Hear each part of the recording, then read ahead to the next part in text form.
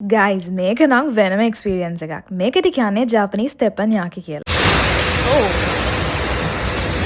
කෑම අපිට සර්ව් කරන්න කලින් chef කෙනෙක් වැඩ දාලා grill කරලා තමයි කෑම එක හදන්නේ. මේකේ අපිට කෑම present කරන්නේ හරියම වෙනස් විදිහකට. අපි start කරේ මේ salad එකේ. මේ තියෙන table එකේ තිබ්බ dipping sauces හැමෝටම මේ වගේ dipping sauces දෙකක් හම්බ වෙනවා. ඊට පස්සේ chef vegetables ටික grill කරන්න පටන් ගන්නවා. chef ඒ ටික හදනකන් අපි drinks බිබී හිටියා. vegetables වලට තිබ්බ button mushroom, zucchini, onions, bell peppers වගේ items ටිකක්. ඊට පස්සේ chef start කරනවා seafood ටික cook කරන්න. seafood වලට අපිට තිබ්බා sea fish, තව salmon, prawns, cuttlefish and scallops. අපි මේ experience එක ගත්තේ Waters Edge Hotel එකෙන්.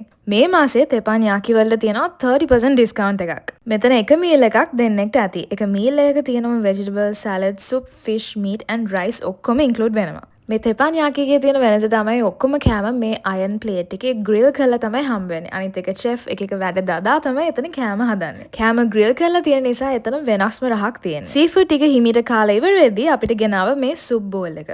අපි කටිය soup එක බොන ගමන් chef හදුවා අන්තිම course එක. ඒක තමයි egg fried rice. egg fried rice හදන්නෙත් මේ grill එකේම තමයි.